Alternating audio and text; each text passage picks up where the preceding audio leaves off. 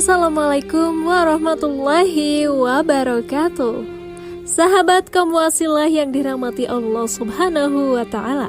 Setelah wafatnya Khalifah yang zuhud Umar bin Abdul Aziz, kekuasaan beralih ke tangan Yazid bin Abdul Malik. Khalifah baru ini mengangkat Umar bin Hubairah al-Faruqi sebagai gubernur Irak sampai Khurasan. Yazid ditengarai telah berjalan tidak seperti jalannya kaum salaf yang agung. Dia senantiasa mengirim surat kepada walinya, Umar bin Hubairah, agar melaksanakan perintah-perintah yang ada kalanya melenceng dari kebenaran. Untuk memecahkan problem itu, Umar bin Hubairah memanggil para ulama di antaranya Asy-Sya'bi dan Hasan al-Basri.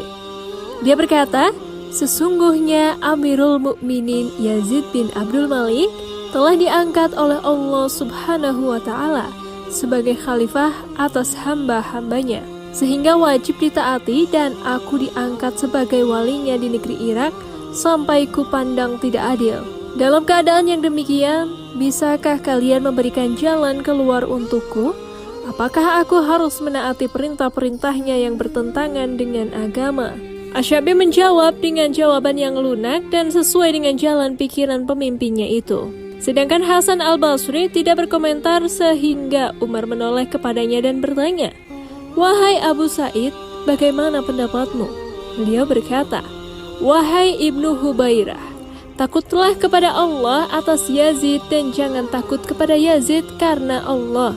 Sebab ketahuilah bahwa Allah Subhanahu wa Ta'ala bisa menyelamatkanmu dari Yazid, sedangkan Yazid tak mampu menyelamatkanmu dari muka Allah.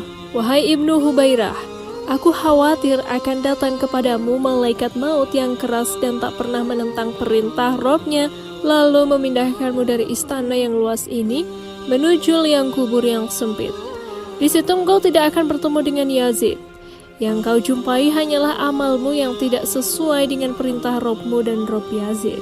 Wahai Ibu Hubairah, bila engkau bersandar kepada Allah dan taat kepadanya, maka dia akan menahan segala kejahatan Yazid bin Abdul Malik atasmu di dunia dan akhirat. Namun, jika engkau lebih suka menyertai Yazid dalam bermaksiat kepada Allah, niscaya dia akan membiarkanmu dalam genggaman Yazid. Dan sadarilah wahai Ibnu Hubairah, tidak ada ketaatan bagi makhluk, siapapun dia, bila untuk bermaksiat kepada Allah."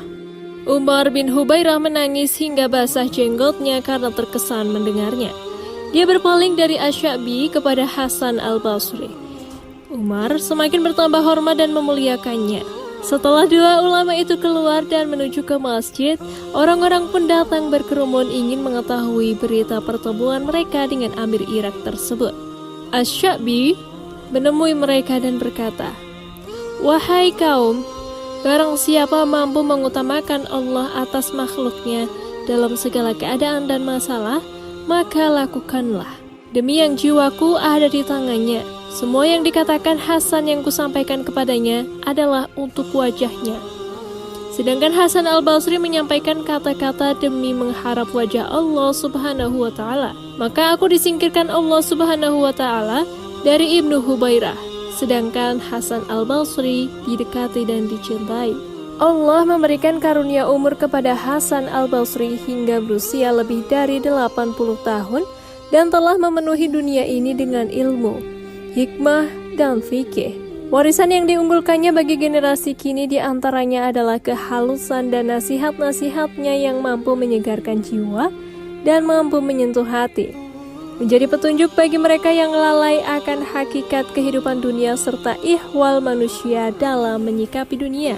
Beliau pernah ditanya oleh seorang tentang dunia dan keadaannya.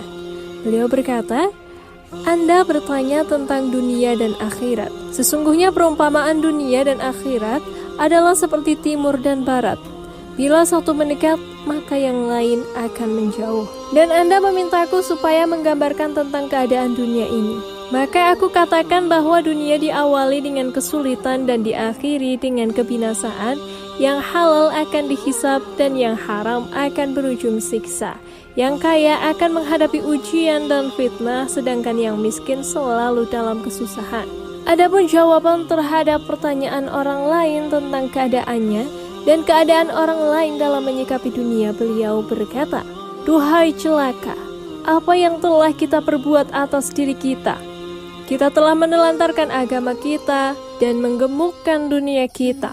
Kita rusak akhlak kita dan kita perbaharui rumah, ranjang, serta pakaian kita. Bertumpu pada tangan kiri lalu memakan harta yang bukan haknya. Makanannya hasil menipu, amalnya karena terpaksa. Ingin yang manis setelah yang asam, ingin yang panas setelah yang dingin, ingin yang basah setelah yang kering. Hingga manakala tak penuh perutnya ia berkata, 'Wahai anakku, ambillah obat pencerna. Hai orang yang dungu, sesungguhnya apa yang kau cerna itu adalah agamamu. Mana tetanggamu yang lapar? Mana yatim-yatim kaummu yang lapar? Mana orang miskin yang menantikan uluranmu? Mana nasihat Allah Subhanahu wa Ta'ala dan Rasul-Nya? Kalau saja engkau sadari hisabmu. Tiap kali terbenam matahari berkuranglah 1 hari usiamu dan lenyaplah sebagian yang ada padamu." Kamis malam di bulan Rajab 110 Hijriah, Hasan Al-Basri pergi menemui panggilan Robnya. Pagi harinya menjadi pagi duka cita bagi kota Basrah.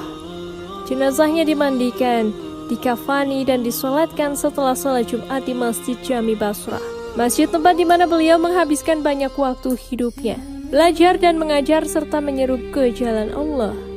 Orang-orang yang menggiring jenazahnya dan hari itu tak ada sholat asar di Masjid Jami tersebut karena tak ada yang menegakkannya. Dan sholat jamaah asar tidak pernah absen sejak dibangunnya masjid itu kecuali di hari itu. Hari di mana Hasan Al-Basri berpulang ke haribaan Robnya. Sahabat, demikianlah kisah kezuhudan dan keberanian waliullah Hasan Al-Basri yang terkenal hingga penjuru dunia. Menjadi panutan bagi para pencari jalan Allah dan Rasul-Nya. Wassalamualaikum warahmatullahi wabarakatuh.